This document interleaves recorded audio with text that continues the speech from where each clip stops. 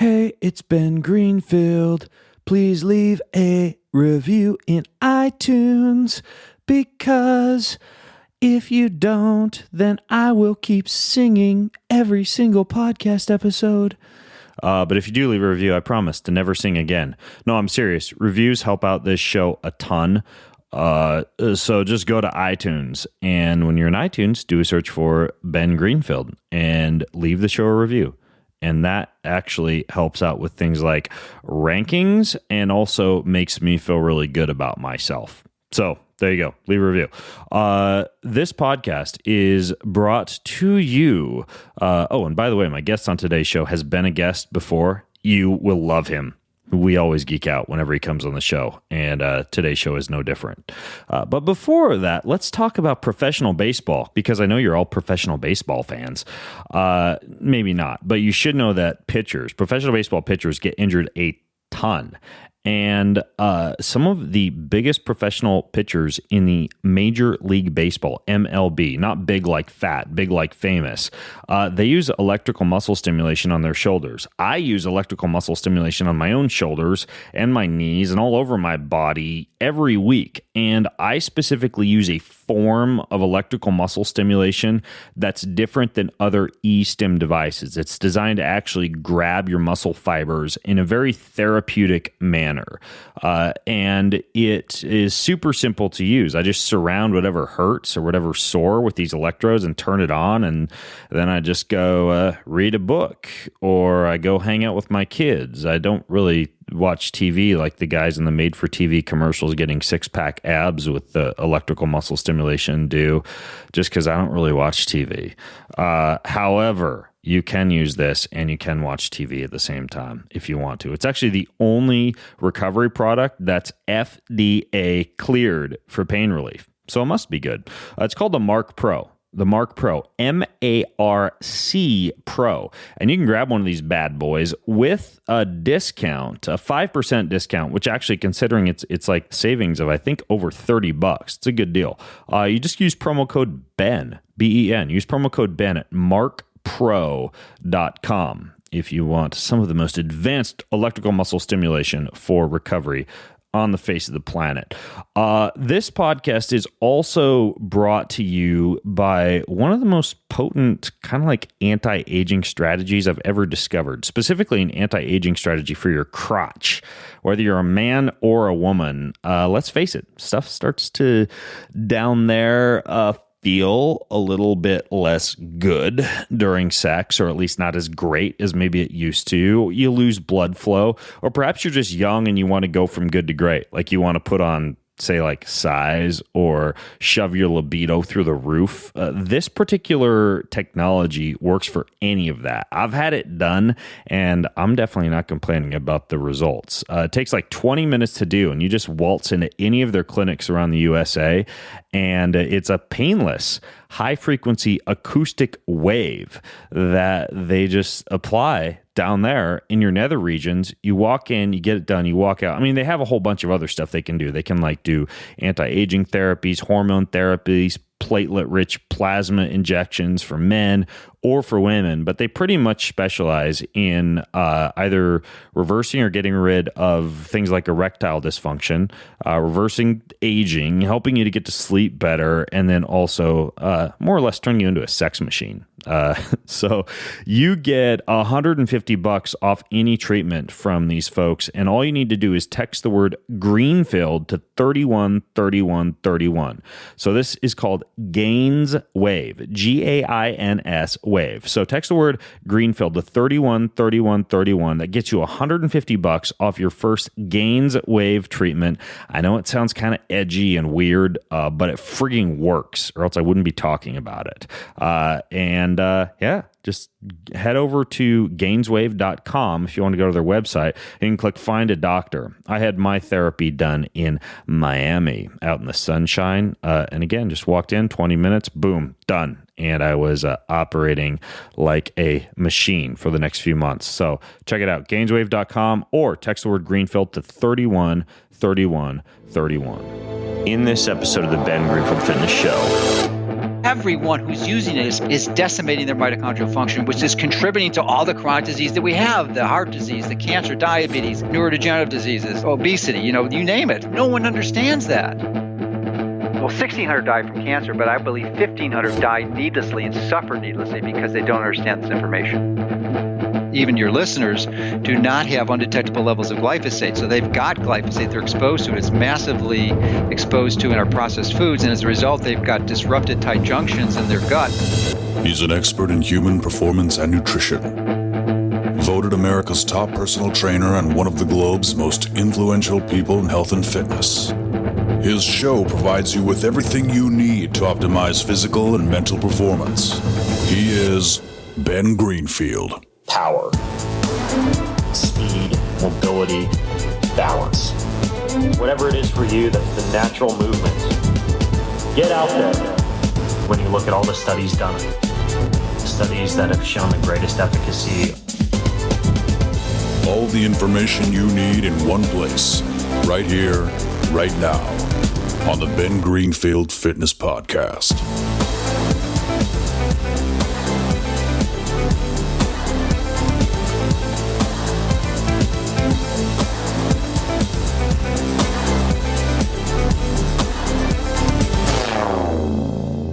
Hey folks, it's Ben Greenfield, and I would say it's probably been at least possibly even over 100 years that folks around the world, and modern medicine especially, has accepted this scientific consensus that cancer is a genetic disease due to chromosomal damage in your cell nuclei or DNA damage. But there's this theory floating around out there that cancer may not be a genetic disease at all, and that scientists might be actually chasing kind of a flawed paradigm when it comes to cancer being a disease of damaged DNA. And cancer might instead be, as I've mentioned a few times before on podcasts with guests on this show, an issue with defective metabolism as a result of mitochondrial dysfunction. Now, even if you're listening to this show and you're not really concerned about cancer, you're more interested in just like diet and optimization of performance, the fact is that the same things that can cause or delay or prevent mitochondrial dysfunction are the same kind of things that can really improve body and brain performance. And this is everything and a whole lot more that my guest on today's show goes into in his brand new book. So I've had this guy on the show before. Our last show was entitled Killing Fat Cells, Fixing Mitochondria, Growing Superfoods, and More. The name of his new book is Fat for Fuel, a revolutionary diet to combat cancer, boost brain power, and increase your energy. Now, I read this book a few weeks ago, and the title would make you think it's just a book about like a ketogenic diet and eating more fat, but it actually is pretty cutting edge as far as having a lot of things in it that I hadn't seen before in other books. And one of the main arguments in the book is that when your mitochondria get damaged in large numbers, it's pretty much impossible to be healthy. That is my guest's argument, at least. But we're gonna delve into that in a little bit more detail and kind of figure out what that means. So the guy I have on today's show is Dr. Joseph Mercola, a board-certified family physician who is probably one of the most well-known natural medical practitioners on the face of the planet. He's got an incredibly popular website, and his website is over at Mercola.com.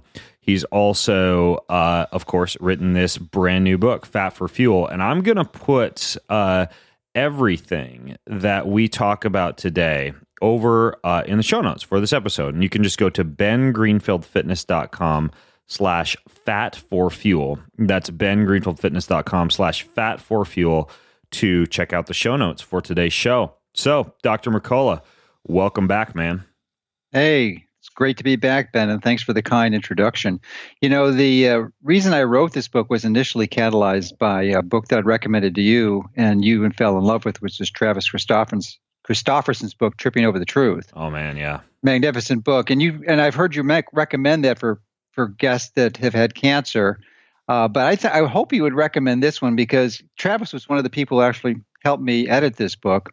But it's really more of a how to implement the program, where Travis really, in his book, really goes into the reasons why it's an issue and doesn't really dive deep into how to do it. So I love Travis, and he was one of the people who helped me edit this, and as were about 24 other experts in this area. So this is a peer-reviewed book, just very similar to peer-reviewed articles for scientific journals.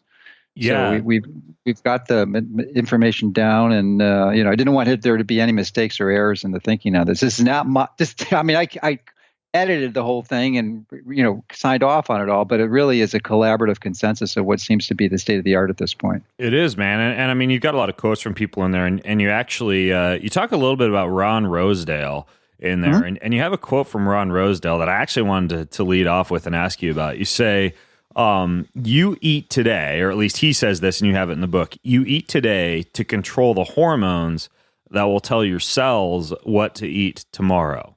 It's a little bit of a mouthful, but what does that mean exactly? And why'd you put that in the book so early? Well, because most people, not your listeners, they're a rare subgroup of people who aren't burning fat as their primary fuel, but most people are burning carbohydrates, even though they consist of only 5% of the fuel in their body. They're burning that, and as a result, they're generating excess reactive oxygen species, which leads to excess free radicals, and which is the foundational cause of most of the mitochondrial dysfunction that you referenced earlier. So that's a big part of it. But it also influences very important metabolic signaling pathways, and I'll bet you know what those are, right, Ben? When you say metabolic signaling pathways, are you talking about just basic cellular signaling, or? Yeah. The three most important ones. That really are controlled primarily by the foods you eat. Okay, so when you're talking about cellular signaling pathways and those getting controlled by the foods that you eat, tell me a little bit about the biochemistry. Like, what are you talking about? The actual production of like cytokines, or?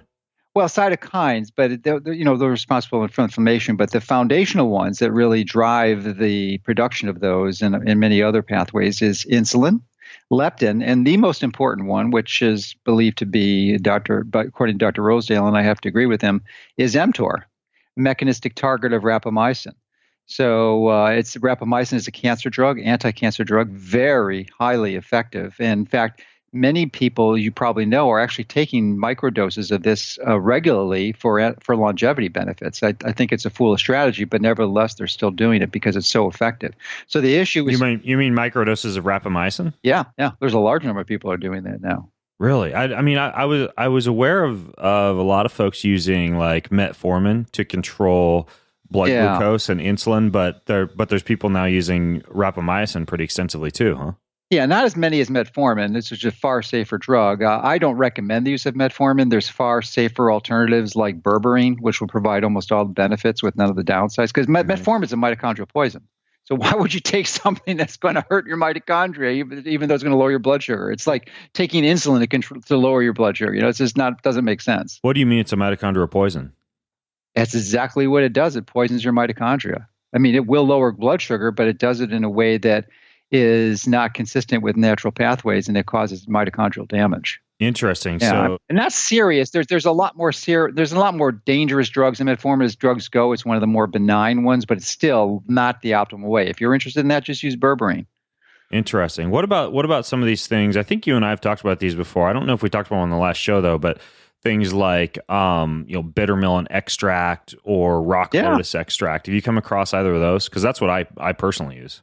Yeah, you can use those. There's a lot of supportive nutraceuticals, and those are some. I like to really control it with the macronutrient ratios, and then use individualized, customized testing to determine if your implementation is correct. So, I mean, we can give generalized recommendations and strategies, but ultimately it depends what your body's doing. What would you say are the top things that you do to control the hormones that would activate the cell signaling pathways that you actually want to activate when it comes to mitochondria? Well, probably the most important is first of all, is to get your body to burn fat as a primary fuel. So for that process, I recommend cyclical ketosis. And there's a big difference. I didn't understand this when I started to engage in this process, and I wasn't doing cyclical, and it actually caused a lot of problems. And I actually lost far too much weight, was losing muscle mass. And, for some people, it's only going to take a few weeks to get to this. to position where their body's burning fat as their primary fuel. And for others, it might take a few months or even longer if they're metabolically damaged. So once you're there, though, then you need to implement a system where you're having a relatively high amount of carbohydrates, healthy carbohydrates, 150 grams, and significant amount of extra protein. But normally I like to keep my protein levels low, probably somewhere between 50 and 60 grams a day, unless like today I was doing strength training, so I probably hitting 80 or 90 grams today. Okay. Gotcha. So you do cyclic ketosis rather than strict ketosis because you basically lost too much weight and got too skinny when you were restricting carbohydrates too extensively. Yeah, and the problem is your body thinks you're dying, and you know the analogy I came up with is ketosis is good. It's very similar to exercise in that you know in exercise very well, better than anyone else, that you cause damage to your body, and really the magic and the benefit of exercise occurs in the recovery, right? Right, exactly. Well, the recovery and then also, and I actually want to talk to you about this because you talk about it quite a bit in the book, so we can delve into it, but also the necessary inflammatory process, like not shutting down the inflammatory process post-exercise is actually pretty important. Yeah, like you would want to dump into an ice bath after you did strength training. Not a good idea. But a lot of people do that. They jump into the ice bath and they also take antioxidants.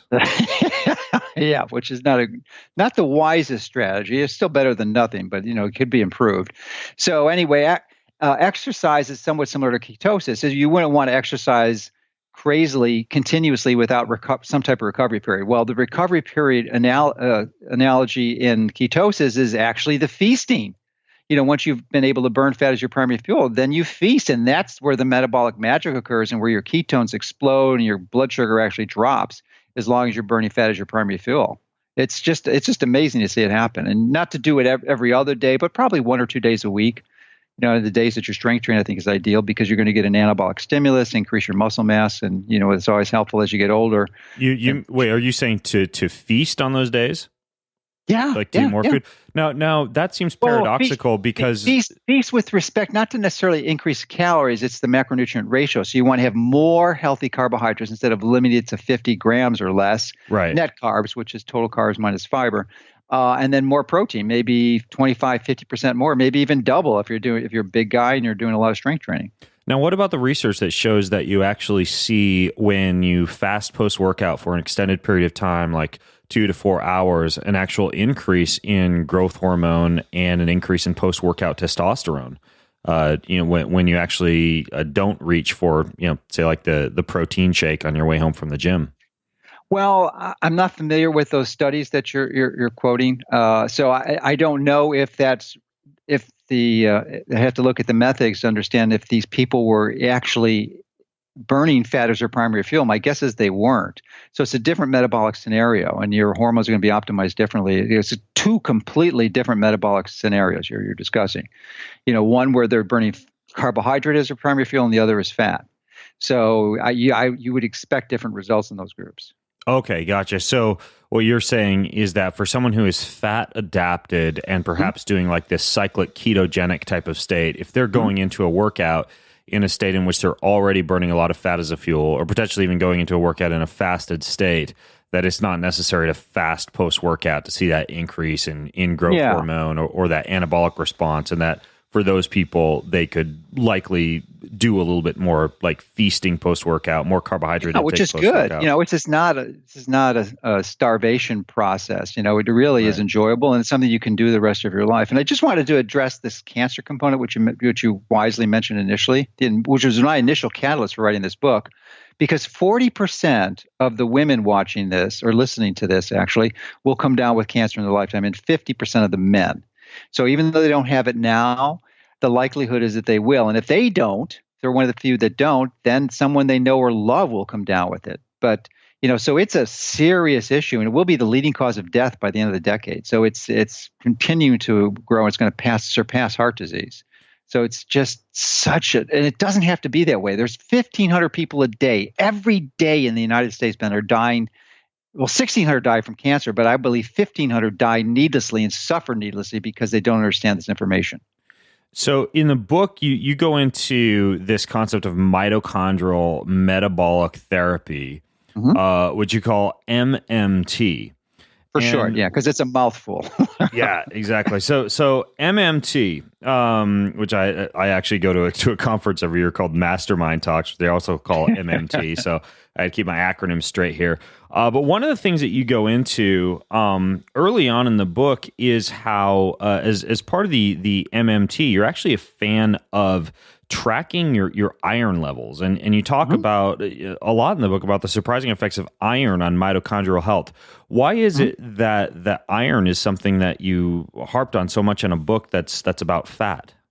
Well, let me first address the name mitochondrial metabolic therapy, because it's far more than just you're figuring out what food to eat. It's also about improving your mitochondrial function. And this is one of the examples, but there are literally a dozen or more others that are really powerful adjuncts that work synergistically with the food choices to optimize mitochondrial function. We can hopefully talk about a few of them. And I'll address two of these with the question that you had on iron.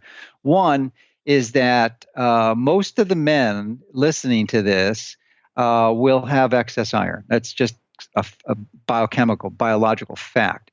And how do you know? Well, you get your blood test done. The simple blood test for that is ferritin, Ferritin. You can get it online. You don't need a doctor's order. It's like $40. And the ideal range... That's a blood test? A blood test, yeah. Okay. So blood test. You have to go to a lab. I don't think there's a spot blood test for that. So you get a lab. Maybe there's a card you can do. I don't know. But yeah, I think Life Extension does it. And then you get your results back. And ideally, the range should be 40 to 60 nanograms per milliliter, which is coincidentally, at least my perception of the ideal range for vitamin D, which is another important mitochondrial hack. So that will be different, the range I just quoted, than the optimal reference range that comes back on the test, because they're using antiquated standards. But we know from epidemiological studies where people are actually donating their blood 2 or 3 times a year, that the people who do this actually have significantly and radically reduced incidences of heart disease and cancer, because this iron. So why would that be? Now, let me just continue with the women. Most of the women, unless they're postmenopausal, they're not bleeding anymore. And obviously, when you bleed, you're losing iron. So if they're not bleeding anymore, then they're also at risk. But if you're a child or a premenopausal menstruating woman, then it's typically not an issue. And in fact, you could be iron deficient. So you have to be careful. Or if you're a badass Spartan racer like me and you just bleed from barbed wire wounds every month. Yeah, well, the amount of blood loss, because typically we don't have normal excretion routes for iron. We don't excrete it in any way other than through blood loss. Right. So that's the reason why if you have an elevated levels above 40 to 60, then the best way to do it is to get your blood, donate your blood. A very noble thing to do and altruistic, of course, and you do it 2-3 times a year, and you're going to benefit yourself and others. So it's a great strategy. But metabolically, why it damages the mitochondria? There's in the process of transferring electrons through the electron transport chain, one of the you create a few reactive oxygen species, and that's normal and healthy, and we'll discuss that in a moment with one of your other questions. But the one of those reactive oxygen species is peroxide. And when you have high levels of iron within the inner mitochondrial membrane, you will increase the level of hydroxyl free radical, which then proceeds very rapidly to damage mitochondrial cell membranes, DNA and proteins, and even cellular equivalents too. So it's highly damaging. Now, interestingly, I finished a book a few months ago, and actually, I think at the end of last year. And since that time, I've continued to do my research for the next book I'm going to write, which is on native and non-native EMFs, which also includes photobiology.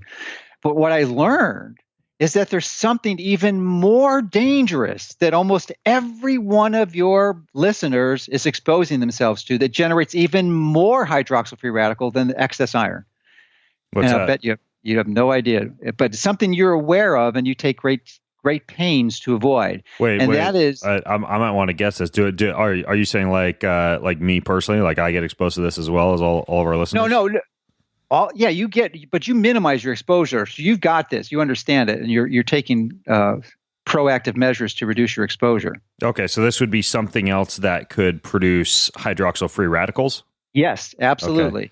Okay. And that I'm going to say let's go ahead. Well, so like based on what you were just talking about, I'm going to say Wi-Fi. That's it. The broader extension is microwave radiation. Wi-Fi would be one of those, but cell phones are even more of a significant exposure. And the mechanism I just learned recently is actually that when you are exposed to this radiation, it's significant. And when we're actually going to be speaking together in a few days in Atlanta, and I will show you the equipment I'm using to measure this. I will show you that the energy emitted from your cell phone when it's on, when you are connecting to a call, is literally 200 to 300 times the energy that's coming out of it at 1 to 2 feet. And when you put that phone, when it's emitting that type of radiation, it's typically hundreds of microamps per square centimeter. Or microwatts. I'm sorry, microwatts per square centimeter. You are generating basically peroxynitrates, which is not a reactive oxygen species, but a reactive nitrogen species, which causes more hydroxyl free radical production than the excess iron. And which how'd you find this out? Like, is this based on research? Actually, one of the people I'm consulting with is I think you've heard of green wave filters. Yeah. Not to be the tinfoil hat guy, but I actually have one in every room in my house. Yeah, well, you're a wise man, because that they're there to protect against dirty electricity, more accurately termed electromagnetic interference, EMI.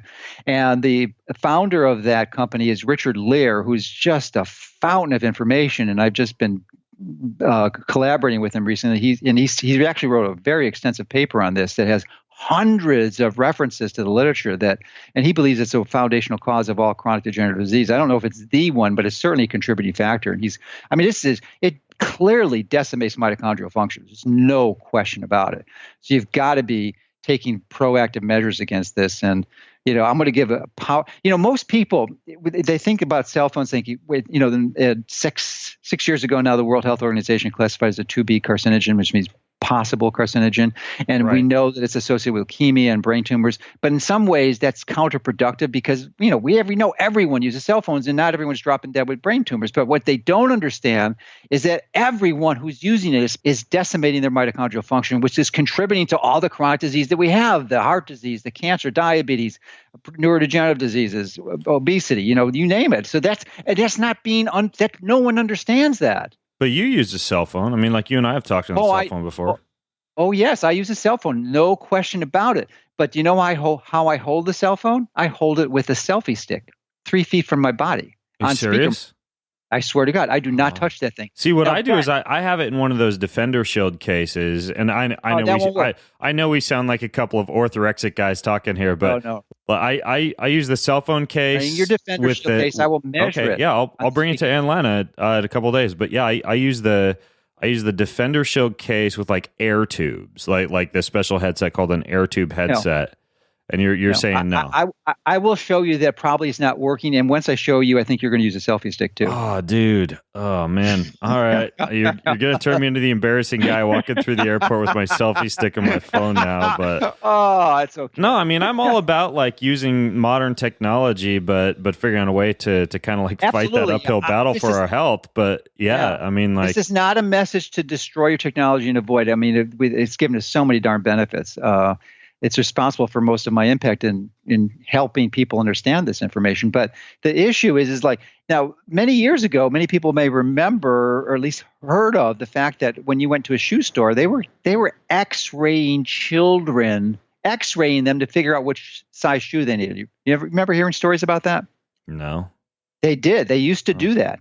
And they banned it because it's ionizing radiation. And we're going to have a similar process, I predict, that's going to occur in the future when we realize that how pernicious and toxic the exposure was. And it's even worse because the science is really known, but Richard Lear from Greenwave, he really has studied this extensively, and there's been a significant military suppression of this information because they were the primary users initially with the radar and stuff. So they suppressed this. I mean, the EPA came out with some massive warnings about cancer, and then the White House just bashed it and suppressed it. Wait, you're saying that the military suppressed the actual information about the damaging effects of cell phones on mitochondrial health?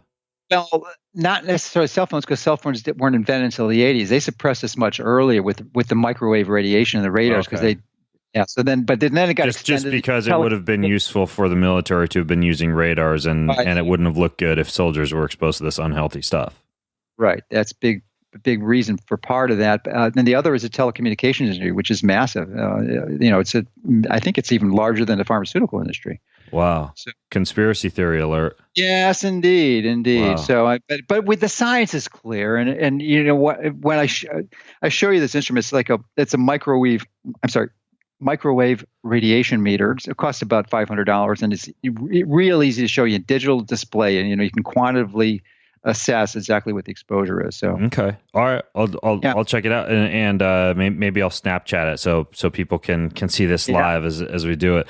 One of the things that you mentioned, by the way, was that to backpedal to the iron issue. You said we should measure iron and ferritin, or can you just measure ferritin? Well, I think ferritin is an adequate screen. Chris Masterjohn, I think you've interviewed. I believe you have. Oh yeah, Chris is a friend of mine. Yeah, good guy. Yeah. So he's got some really excellent videos on. They go, if you wanted to dive deep into it, they really goes into all the comprehensive tests that you can do. But from my perspective, ferritin is an incredibly effective, inexpensive screen. Okay, so you measure ferritin. What number should you be looking for if you or your doctor have measured ferritin levels? Same as vitamin D, 40 to 60 nanograms per milliliter. Most of your males are probably over 100, 150. If you're over 150, you got problems. And there's a significant percentage, maybe 10, 20% are over 200, 300, and you are asking for problems. My dad almost died of this. I've got a genetic anemia and I inherited from him, and he has a tendency to increase iron levels, and his was like 800 or 900 when I diagnosed him like 20, 30 years ago. Yeah, and actually in the book you've got like, even if you don't get a blood test, you have symptoms of excess iron, like you talk about like a bronze or a gray color to your skin, joint pain, irregular heartbeat.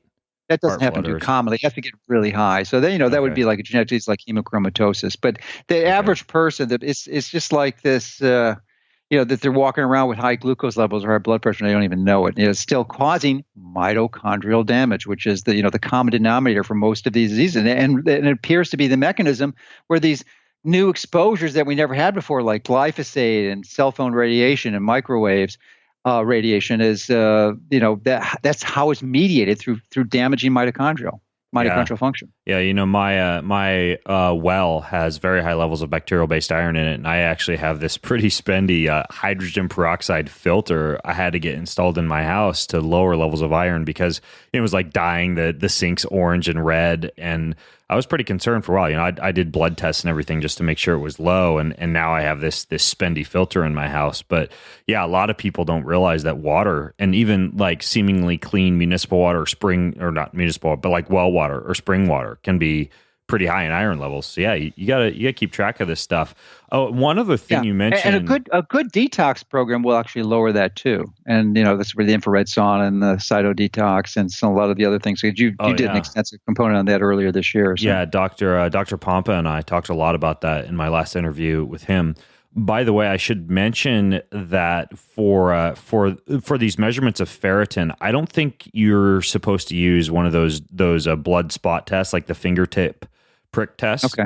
And the reason for that apparently is that erythrocytes, when you do that, they get what's called hemolyzed, like they get more damage than you would get if you were to go and do like a tube spill test. Their guts. Yeah, they release a whole bunch of ferritin, and so you can get measured, and you might actually freak out thinking that your levels are way too high if you do a blood spot test, when in fact they might be normal, and it's just the test causes the red blood cells to just spit out a bunch of ferritin. So yeah, I always get mine done through serum at the lab that my blood. So yeah, so I've never done the other one, but. I want to delve into some of the practical recommendations that you gave, and also some things that I wasn't sure of when I read your book. For example, you talked about, you talk quite a bit about getting yourself into a fat adapted state, but you also mentioned that you are okay with eating specifically like two types of fruits, berries and grapefruits. What is it about berries and grapefruits that would make them okay fruits to eat when it comes to kind of like keeping yourself in this fat adapted state? I'm not sure about the grapefruits. I mean, I don't recall the details of why I put that in there or why it was in there. That might have been one of the editors who put it in. But for fruits, in generally, it's really good if you're able to burn fat as your primary fuel, especially on your days where you're increasing on your feasting days. Like today, I had 4 to 6 ounces of mulberries that were picked from my backyard, and I also had 100 acerola cherries, and each one of those cherries has like 80 milligrams of vitamin C. I'm going to bring you some on Friday. Oh, wow. So you can feast on some of these cherries, which is great. I must harvest like 50 to 75 gallons of cherries a year, which is great. Where do you harvest them? From my trees. Oh, wow. Okay. So you grow these acerolas yourself. I've got like 60 fruit trees. So. Oh man, I got to come down to your place sometime. I thought, grapefruit does have a very low glycemic index. I think the glycemic index is like below 30. I want to say it's like between 20 and 30 for grapefruit, and I believe berries are pretty similar, possibly even lower. Right. And so, I used to, when I would recommend fruits to people, I used to recommend stone fruits like apples or pears. But I'm actually on the same page as you. Like grapefruit and berries are actually two foods. Like if you are one of those people that wants to do like fruits for breakfast, that type of thing, and you're eating a high fat diet, they appear to be pretty okay. They don't really seem to spike blood sugar or anything like that much at all, or insulin. Yeah, the grapefruits are a little bit better because obviously they have a lot of the phytonutrients in there with the dark color, so they give you many other benefits. The cherries with the vitamin C, and they only have, per cherry, there's less than 1 gram of net carbs, which is pretty cool. Yeah, and obviously there's a lot to cherries too when it comes to the anti-inflammatory effects, especially for some of the research they've done with joint pain. So. You also do a lot of avocados. Like you say in the book that you're eating 1 to 3 avocados per day. You're really eating that many? Yeah, I probably should take a break from them, but I just love them so much, and I don't seem to have developed a sensitivity to them. But it's wise to switch things around. I just haven't done that with avocados.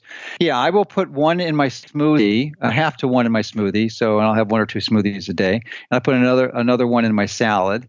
And sometimes I'll have a third one. And there's a really great dessert I made. It's called a fudge ball recipe. And you can take 2 ripe avocados, a cup of raw cacao powder, organic preferably, and then put some stevia in there and some caprylic acid, MCT oil, and mix it together and make them the size of a ping pong ball, and you've got some really tasty dessert. That actually sounds really good. Do you freeze those? Like get them cold? No, just fridge.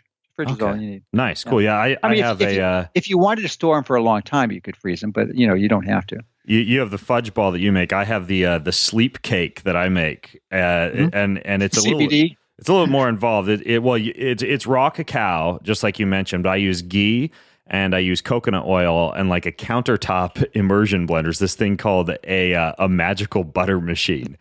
And it heats at about 100 to 120 degrees or so. And then, I put black pepper and turmeric for a lot of absorption of what else I put in there.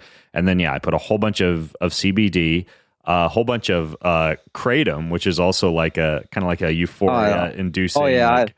I think kratom's great. I don't use it, but if you have pain, it's great. No question. Yeah. I put a whole bunch of. I break open a whole bunch of these Nature Flex capsules, which is just a whole blend of like glucosamine and chondroitin and all sorts of joint support compounds.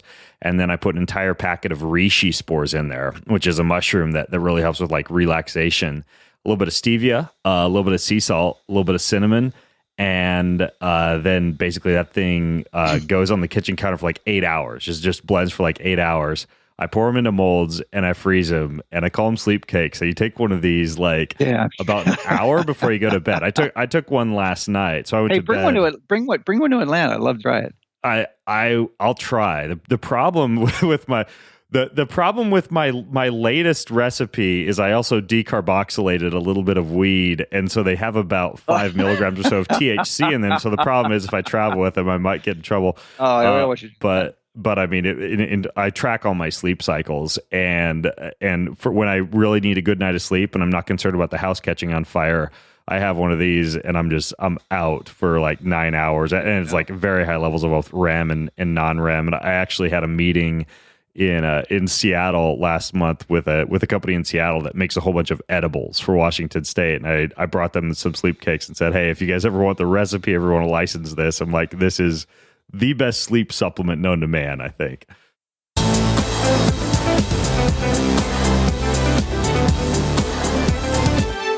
I want to interrupt this show to tell you about chicken sausage pizza, baby. That's right. Chicken sausage pizza is coming to my house this week. It's pizza with broiled zucchini and fresh oregano, thin crust, just like they make them in Italy. And it comes with all the ingredients. It comes with all the cooking instructions, everything that I need step by step to make this meal all on myself, along with my children. So it's brought to me by this meal kit delivery service that makes cooking super fun, sends you delicious and fresh meals designed by registered dietitians, and it actually tastes bomb. So it's called HelloFresh. HelloFresh.com is the website. You can get a classic box, you can get a veggie box, you can get a family box. You get to choose how many different meals that you want each week. They add new recipes every week. Super dynamic and fun way to eat food at less than $10 a meal. They've even got breakfast options for those of you who are busy in the morning. You get $30 off your first week of deliveries. And to get that, just go to HelloFresh.com. HelloFresh.com and use code FITNESS30 when you subscribe. So HelloFresh.com with code FITNESS30.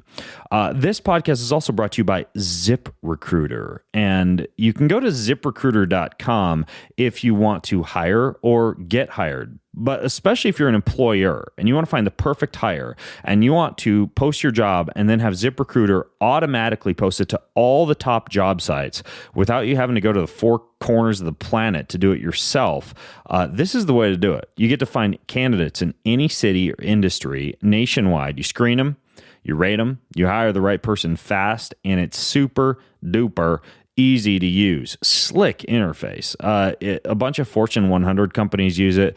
Thousands of small and medium-sized businesses use it. So if the cool kids are using it, it must be cool, right?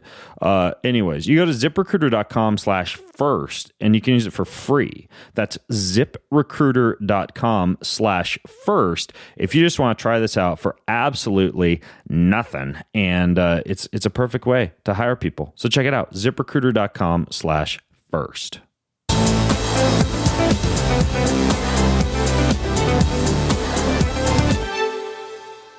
Okay, so anyways, we digress. Hey, getting back to avocados, would you like to know how to get them for 50% off? Close to it, or cheaply? Sure. All right. So does it involve a selfie stick? No selfie sticks. Okay, good. So you just wait till your favorite grocery store puts them on sale. Here's the key. And you buy like 30, 40, 50, which is I typically buy more if you have a large family. The key is to get them rock hard, green and rock hard, put them in the fridge, and then they'll last for 3 to 4 weeks, and just take them out 3 days before you're going to use them. And then as you get closer to the end of the 3 weeks, it's 2 days and 1 day, and then you just take them right out because they get ripe inside the fridge too. Interesting. Okay. And you also have a special way that you travel with avocados, right? Yeah, I do. Yeah, I travel with them. Yeah, like I'll probably tell me about your avocado transporting tip that you have in the book. It's a round cardboard tube, thick cardboard tube. It's a mailing tube, and you just put them out. So if I'm traveling for a week or so, I'll put like 7 or 8 of those, and some of them I'll just travel with them green. So those are the easiest because TSA they just love to go in my tubes and take out my avocados and scatter them throughout my luggage. But I pretty much bring almost all my food with me when I travel, so I rarely have to eat out. And one of the other tricks is that really Dominic D'Agostino inspired me by is the sardines, which is really one of the healthiest foods you can eat because it's a magnificent source of DHA, probably the most important essential fatty acid you can possibly have. And so I use that as a protein source if I'm going out to eat and I have a salad, because I don't want to travel with a salad, although I might do this weekend. And just to throw them in my sardines, and you got your protein sources clean. Yeah, you just have to be careful though. I mean, when it comes to, and again, like I don't want to sound too extreme for those of you listening in and feel like you got to like run for the hills with your selfie sticks and your tinfoil hats, but they're using a lot of herbicides now in avocado cultures, and you do have to be careful if you are using this recommendation to eat 1 to 3 avocados a day or include them as a frequent part of your diet. Not only to be careful with like the skin and to purchase organic with the avocados, but to make sure that you're taking care of your gut from a glyphosate standpoint. I just interviewed a guy you introduced me to Zach Dr. Bush. Mercola, Zach Bush, and he actually, great friend of mine. You know, he has a supplement. It's like a liquid called Restore that you can like drink a shot of each day. It more or less helps to grow the type of bacteria, I believe, or to heal up the gut lining in a way that keeps glyphosate from kind of like poking holes in the lining of your gut. Well, it helps repair the damage from glyphosate by restoring intracellular communication and cleaning up those tight junctions. But I would have to disagree with you on the avocados. They are one of the clean 15 fruits, and they have a very thick skin. And we've actually independently, through a lab that we use, tested a whole wide variety, and we did not find anything in there. And there's no even if they're not organic. Yeah, especially if they're not organic. I mean, this is the one that you can be pretty comfortable and confident that you're not going to have that done. And in fact, we offer through our site a glyphosate test to see how much is in your urine. And I've been having, 2 to 3 avocados a day for a long time. And I had my urine tested, and I got the results back just last week, and it was undetectable, no glyphosate at all. So I don't think it's a concern. Okay, gotcha. I had looked into it a while back, and it was a link that I think it was Stephanie Seneff may have sent it to me. Mm-hmm. And it just like looked at parts per million on all these different foods, including like the ones that they say are clean. And I think avocado it had a certain parts per million in terms of like residue of glyphosate on avocado. Well, it might have been on the skin, but you don't eat the skin. Yeah, that's why that's why it's clean, because it just doesn't the skin is so thick it just doesn't penetrate. Okay, gotcha. So do you buy avocado or buy organic when you buy avocados? No, or do you not I worry don't. About it? Never have. No, because I just don't think it's necessary. And they can be expensive. Even non-organic can go to $2 a piece, which is why I gave your listeners those tips to get it down to closer to $1 or less. Yeah, because it's such a useful food. Not only is it high in some of the best types of fats, the monounsaturated, but it also has loads of potassium, which is hard to get in our diet. You really need a lot of potassium. The potassium to sodium ratio is so key. Yeah, that's true. And there was actually there was a recent study I saw it a couple days ago about how most of the high blood pressure attributed to high sodium intake is mostly due to low potassium or sodium potassium imbalances, and not really due to the high sodium itself. So yeah, finding potassium sources like that are especially tasty potassium sources. Yeah, that's one of the best ones. It really is. I mean, you eat 3 of those a day, you're getting over 2 grams of potassium, which is great. Real potassium, not a potassium supplement. It's best to come from real food. Yeah. Now, you also, speaking of foods, you had a section in there that I wanted to ask you about. You said heating eggs was not a good idea. And I was thinking about that this morning. As I was helping my son. He forgot to put oil on the pan as he was making his eggs. So I was helping him. We dumped some avocado oil in there. Speaking of avocados, and kind of figured out how we could squeeze the oil in and get the eggs to the point where we could flip them. And I was explaining to him about how I was going to be interviewing you later on, and how in your book you mentioned that you shouldn't heat eggs too much. And I was helping him keep the heat on low and explaining to him how we may want to keep the whites a little bit runny so we didn't get a lot of protein damage. But you actually say that you can alter the chemical composition of the protein.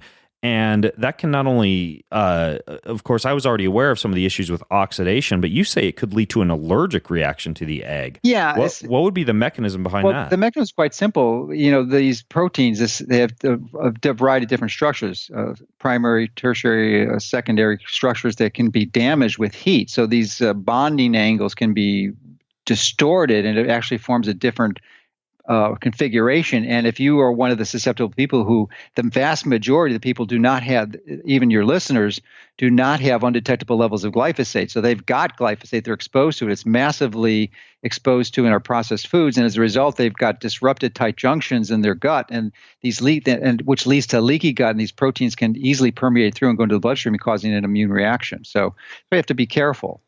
So I have eggs, and I think one of your later questions, maybe even the next one, has to do with what's in my smoothie. And I actually got this hint from Dr. Seyfried. I had stopped eating eggs completely for a while, but then I realized there's such a magnificent source of nutrition, especially the yolks. I don't eat the whites.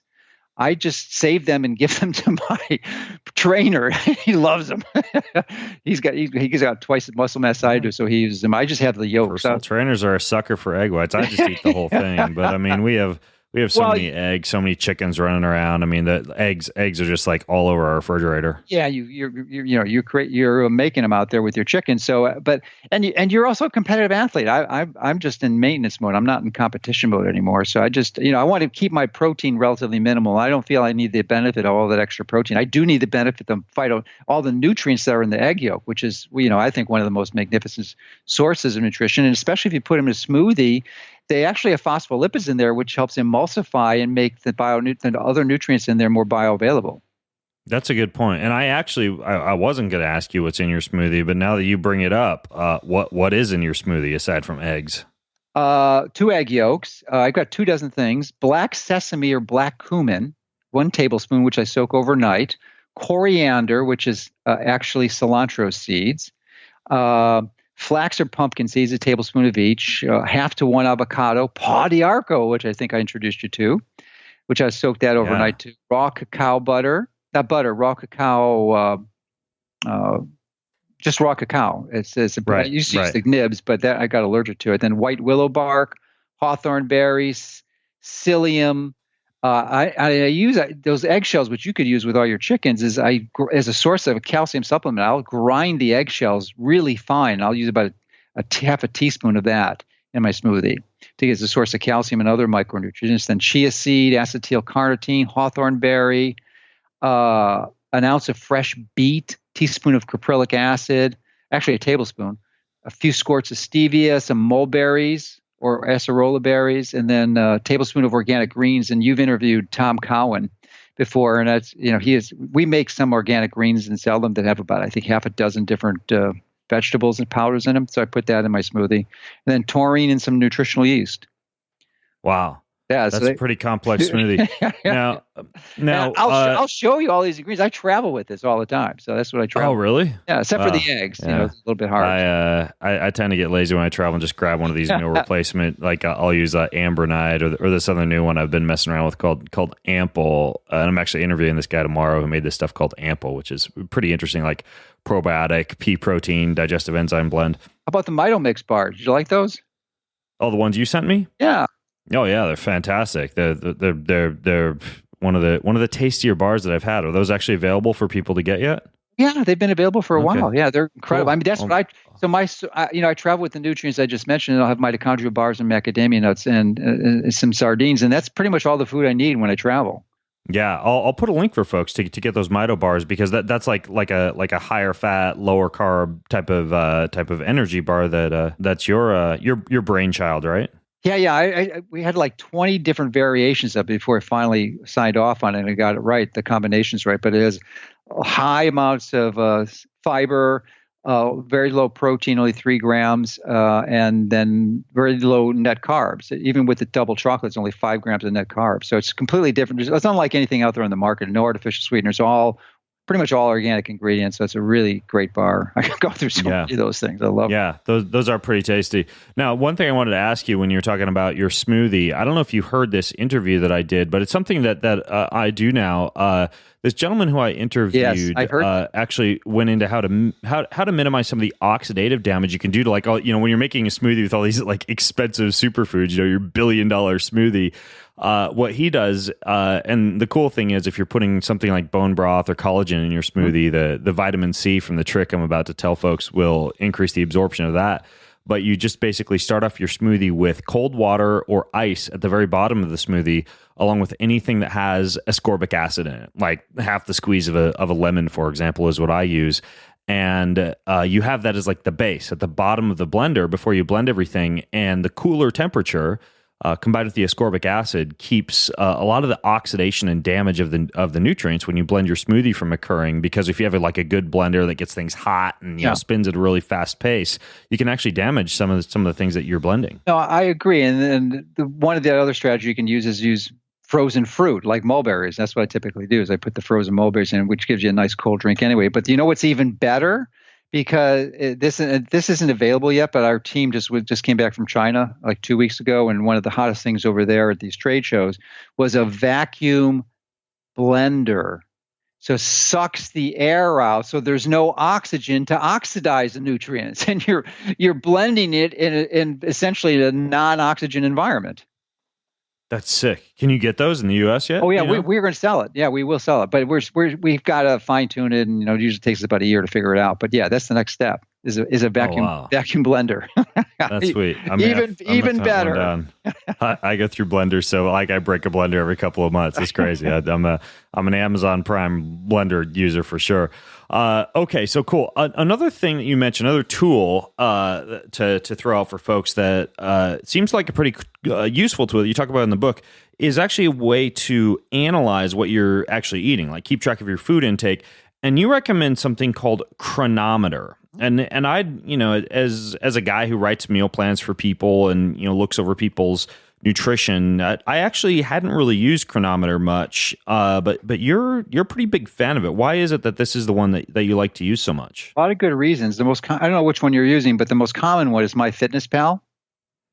Mm-hmm. It's free, just like Cronometer. Well, I can tell you what I've gotten to the point where I'm using now is all of my clients simply keep track of all their meals with a private Instagram account that they share with me. Well, that's one way to do it too. And then every weekend I just go in and look at their food qualitatively. I found that to be very much more quick for my clients compared to just like There's no food question. intake.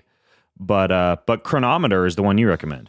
That involves interaction with a trained professional like yourself. So Yeah, for those who don't have that opportunity, because you know what the numbers are, you know what it should be, but most of these people have no clue. So you need some type of nutrient tracker, whatever it is, to analyze your macronutrient ratios, your level. You got to measure precisely your level of protein and your level of net carbs, and you need to use a kitchen digital scale to input the food. So you need to get accurate numbers. But the problem with the other nutrient trackers, primarily MyFitnessPal, is they use user-generated data.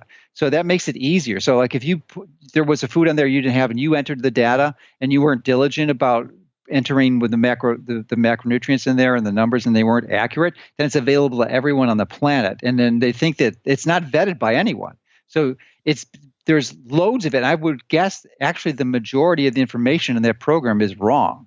So in my viewpoint, no data is better than bad data, which is what you're getting, because you'll think you're doing this right thing and it's not. So Cronometer is great. It was actually developed. Chrono means age, and the developer is Aaron Davidson, and he's really developed programs. Nothing existed like it, and he really is a longevity fanatic, and he used it for himself. And I had him revise it. So if you go to cronometer.com/Mercola, there's a special version of that program that is designed for ketogenic diet, nutritional ketosis.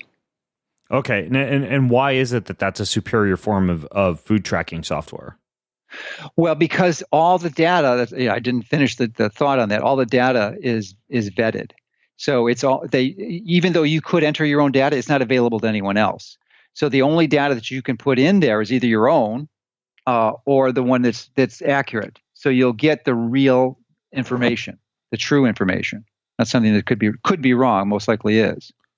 Okay, gotcha. And all you do is you enter in each meal that you eat, and it gives you the actual data that like the fat intake, the protein, the carb. Oh, it's beautiful. Unlike MyFitnessPal, it gives you this elegant, incredibly beautiful and useful graphical presentation. The user interface is just magnificent. So it's simple to use, easy to understand. It takes maybe a little while to implement your recipe, so that maybe a few hours, and once you've done that, then literally you can enter your data like in a minute or two for the whole day. And I recommend and encourage people to enter the data before they eat it, because it's impossible to uneat something. But if you planned your day and you know what you're going to eat, you can always, and then you say, oh, these ratios are off, then you can change it.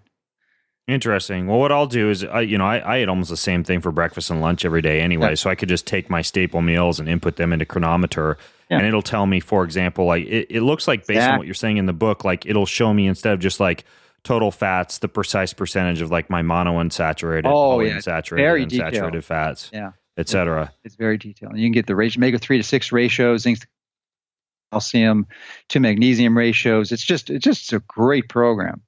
And it's free. It's free. So, there is an option to have an upgrade version if you want to put on your phone, but you don't need to. You can get all the benefit you need just with the free version. So, right.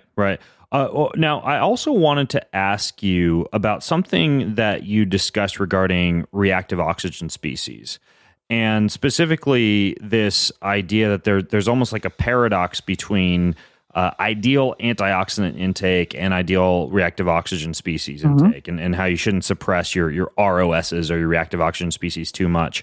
How do you kind of figure that out? Like how do you determine, how much reactive oxygen species you should get, versus how many antioxidants you should take? Or why is it kind of a paradox? Can you explain the reasoning behind including this in the book? Sure, and it's a really important point. Thank you for bringing it up, because that's the crux of why mitochondria get damaged. It not from reactive oxygen species, but the key differentiating point, just like not ketogenic diet, a cyclical ketogenic diet, is excessive reactive oxygen species, because your body needs some. Without a reactive oxygen, they're important signaling molecules. And if you indiscriminately suppress them with large amounts of antioxidants, just like you think you're doing something good, like cold thermogenesis after you've just done strength training, you've abolished the inflammatory response that's going to produce the muscle strength, muscle hypertrophy. You're not. You're going to cause damage. And ideally, the best way to generate antioxidants is by yourself. And you've discussed this before with mitohormesis, where you take these types of nutrients that cause some damage, like micro damage, and then your body builds its own antioxidants defense. And actually even more foundational to that is getting your body to burn fat as its primary fuel, because you can generate 30 to 40% less reactive oxygen species, which is why the cyclical ketogenic diet works when you're burning fat as your primary fuel. It's when you're using glucose as your primary fuel that is burning so inefficiently, you aren't creating ketones, and they just generate far more reactive oxygen species, especially if you're eating late at night. It's the last thing you want to do is eat late at night, because your body is designed to repair and recover. You're not burning any fat, and you're putting the fuel in, and the fuel backs up in the ATP electron transport chain, and you develop more reactive oxygen species, and you cause mitochondrial damage. Interesting. Yeah, when you say eating late at night, though, what do you mean? And the reason I asked that, and this is probably because I am competing so much in sports right now, and most of my very, very difficult workouts are occurring between about 5 and 7 p.m. or so. If I don't have a big dinner, I usually wake up about 1 or 2, completely unable to get back to sleep. Yeah. Because I'm just too depleted. You and other competitive athletes are a special case. I think that will shift once you stop competing, but the answer to eating late at night would be typically at least 3 hours before you go to sleep.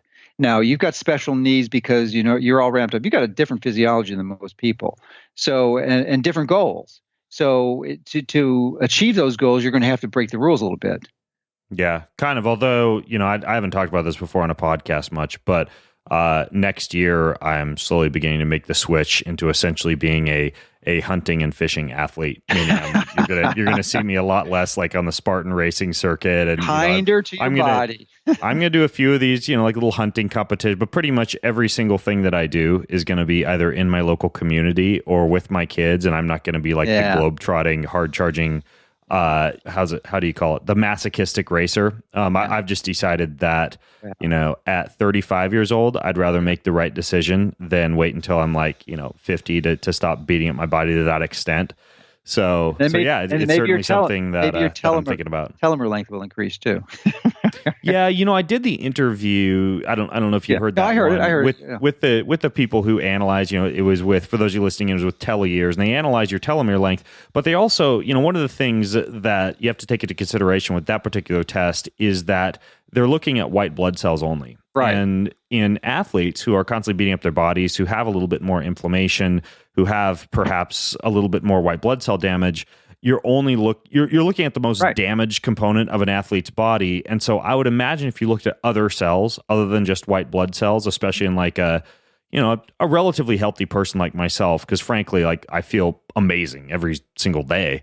I would imagine my actual biological age might not be quite so old as that telomeres measurement of just my white blood cells would have me to believe. I have my reservations about the complete accuracy of that test for somebody who does do a lot of physical activity, especially. Mm-hmm. Yeah. So, but it's it's a tool. It's pretty expensive. When I did mine first, I did it 5-6 years ago, and it was several $100s. So it's under $100 now, which is great. Yeah. Interesting. So has anything, since you've written this book, is there anything that's come up aside from the selfie stick trick that you wish you had added to this book, or anything that's come to light that you think is especially interesting in terms of either mitochondrial health or cancer prevention or any other things that you kind of dig into in this book or otherwise? Well, let me just augment one thing. In about 20 minutes, I'm going to be interviewing Kate Shanahan, who I was inspired to contact through her presentation on your show. And it's wonderful. Yeah, she's a great lady and has a magnificent presentation on fats. And since this diet is 60 to 85% fat, you got to pay attention to the quality of fat. If you don't, you're just going to decimate your health. So that's a key component, and it would be a good resource for people who are interested in this, is maybe to listen to that again, because she just did such a great job. But one of the things that I did just dive a little bit into photobiology, what I've learned since the book was published, though, and this was Dave Asprey's book came out, and in conjunction with that, he has the True Dark glasses that he developed, which are actually red. And so I've changed that now. So after the sun goes down, you'll probably see me after sunset this weekend, I will be wearing red glasses. So those True Dark glasses? Well, I have a pair, but I just got a pair that for $9 on Amazon. They're like laser safety glasses. But the True Dark glasses are like $130. Yeah, so I always try to keep the prices low if I can. So I have a pair of the True Dark glasses, but I just use the $9 ones from Amazon. Wait, are these some of those glasses that are like built-in fidelity, basically like really really like ugly like full face goggle? No, they're not that bad. Glasses, but actually, you'll see. The Dave's don't look much better. I think these look better than Dave's actually. But you can. I'll give you some hints. There's a company. Chadwick Optical, CHADWICK, out of Virginia, Vermont, Pennsylvania, maybe.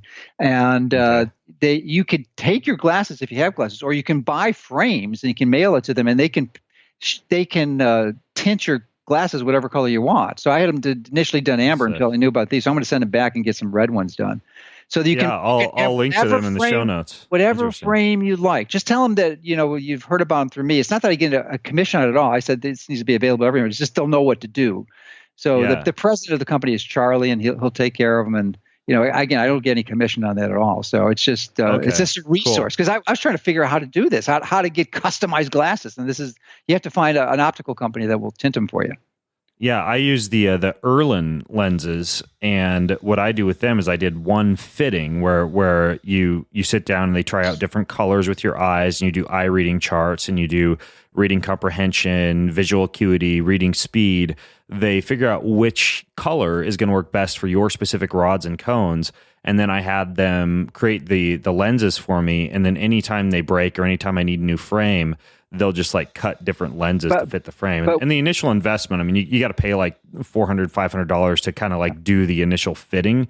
But then once you get them, you kind of like have your specific set of lenses. The Chadwick Optical, you just find online, $50 pair of lenses or frames that you like, and you send it to them. It's like another $100, so it's pretty cheap, pretty inexpensive. Yeah, that sounds like a lot more affordable solution. Yeah, I imagine the biological optimization for the glasses you discussed would be changed based on the time of day.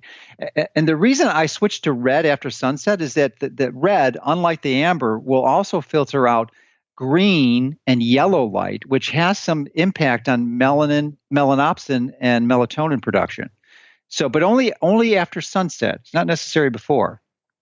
Okay, got it. So you pretty much just like get the glasses that you want to get, and you send them into this Chadwick Optical place. The frames.